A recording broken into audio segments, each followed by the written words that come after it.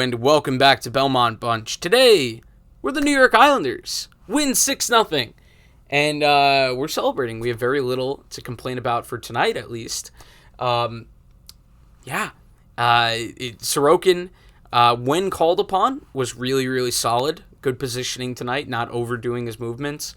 The Islanders really got their feet moving. There was one guy in particular that didn't have a good night, and we'll talk about it. But, the Islanders played really well. I think Bo played really well. He played the game where he's playing his best, where he's just keeping his feet moving, he's forechecking, he's just being a pest, but a pest with some skill.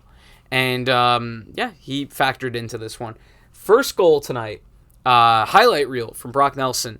On a 5-on-3, the Islanders had a little bit of trouble entering the zone, and a very passive 5-on-3 when they won the first faceoff and were passing it around, just nothing really to the net.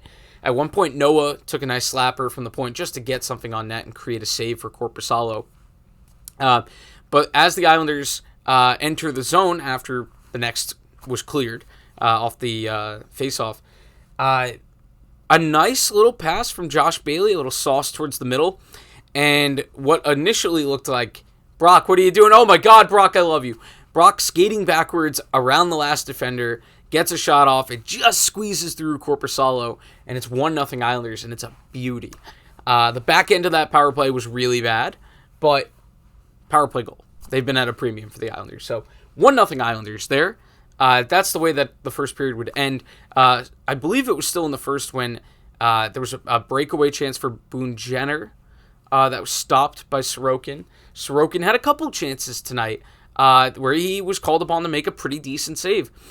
Second period, the Islanders, again, the lines were a little bit different tonight, and I came in like, hey, the lines have been decent recently. Why are we moving Parise and Palmieri off each other's line? But it actually, I think we're in just that experimentation part of the year where we're just mixing it up, and it worked tonight. The lines worked tonight. It's so weird that the Islanders seem to be scoring better without Barzal in the lineup. That's just odd.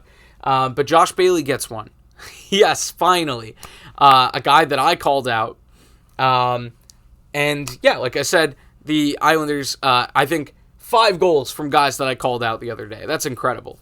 But Josh Bailey's goal, a lot of it was the Columbus defender, I think it was Gavrikov, kind of taking his time getting to the puck and giving Palmieri an opportunity to tie him up. And a second Columbus defender decides to shade in and try to take the puck off Palmieri. Palmieri chips it towards the middle. Great little pass. He attracted all the pressure. And Josh Bailey goes 5-hole and makes it 2-0. And once Josh Bailey scores, you're like, oh, this could be our night. And it was. The Islanders would end up with 3 second-period goals. Anders Lee would get one. A guy that I've been really hard on. And he just had a great night. We're going to say he had that nose for the net that he needs to have because, like I said, not the best skater. Physicality-wise, outside of the crease, I don't see it a lot from Lee. So tonight he got to score from his office a bunch. He makes it 3-0. And short-handed, which the Islanders were a few times tonight, Ryan Pulock steals a puck in the neutral zone, brings it in on a 2-on-1, and just perfect sauce to J.G. Pageau, who just obliterates the puck, and it's 4-0. And Lost was in between that. I believe it was a breakaway for one of the Columbus players that they traded for. Roslovic, I believe, comes in on a breakaway, tries to go, 5-hole. Sorokin just, again, calm, cool, collected, good positioning, doesn't overplay it, makes the save. And that was kind of the last bit of threat. The Islanders really took over after that Sorokin save. They make it 4-0 after 2. They get a 5th midway into the 3rd, again from Anders Lee. And so the Islanders, 2 for 3 on the power play tonight, 5 for 5 on the kill. 4 of those penalties, Casey Cizikas. And that, I guess I'll get the only bad part of this game out of the way. Casey takes 4 penalties. Coming out of the box on one of his penalties, the puck's going straight to him for a breakaway. He just misses it. He kind of just waved his puck around, kind of like I don't know, like a blind person waving the stick. And I was just like, Casey, come on. Not a good game for Casey.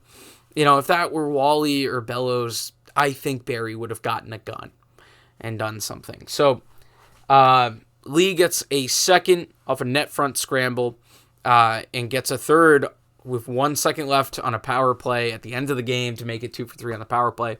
I thought the Islanders were just going to pass it around. I knew that Lee was out there. I knew he hadn't had a hat trick in his career.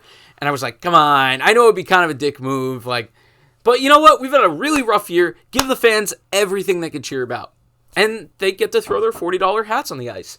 So, Islanders 6-0. Like I said, a lot of guys providing a response to my video from the other day, which is fun. That happens all the time with me. So, I just want to say this for next game. Every Islander sucks. And I dare them to score next game. All of them. Who else had a great game? Ryan Pulock had, I think, 3 points. Noah Dobson had a diving block shot in a game that was 4-0 Islanders. Awesome to see. Pelech on the third goal, on the first Lee goal.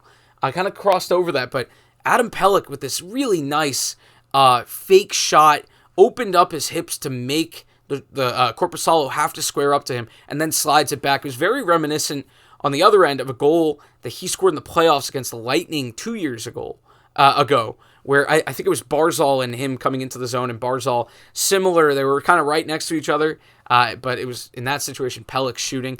Adam Pelech this year has, I think, added a decent bit of offense to his game, which makes me just really, really appreciate, the fact that he hasn't sacrificed any of his defensive game, and I think he's added offensively, and that's been great. That's something the Islanders need from the blue line. Noah Dobson's doing it, and Adam Pelech, and now tonight Ryan Pulock gets going. So it does remind you that there are pieces for this Islander team, and it makes you step back from the rebuild for a second and go, okay, maybe just an aggressive retool, which is still something, but it is nice to have those pieces on the blue line and to have kind of 3/4 of the top four. And we'll see what they do at left side next year, if Salo gets a shot or they sign someone. Anyway, yeah. Only other rough thing was the Islanders kind of got away with it in the second period. I believe when it was still 2-0 on one of the KC penalties. Really a good amount of bad failed clears, and they escape. And Sorokin was part of that, and Columbus kind of lost interest in this game after a while, as evidenced by their third period shots. So, that's it. Anders Lee Hattie. Again, let's go. I called him out, and he does it. So, good stuff. I'm calling out Casey Cizikas for the next game. Casey, you got to score tomorrow now. All right. That's it. Look in the link for the audio version of this, which is good because I just look more and more tired from work every day. And I turn 26 next week. I'm almost at the point where in NHL, I stop growing. So I'm going to stop growing as a person to coordinate with that because I play a lot of NHL. All right, that's it. Bye!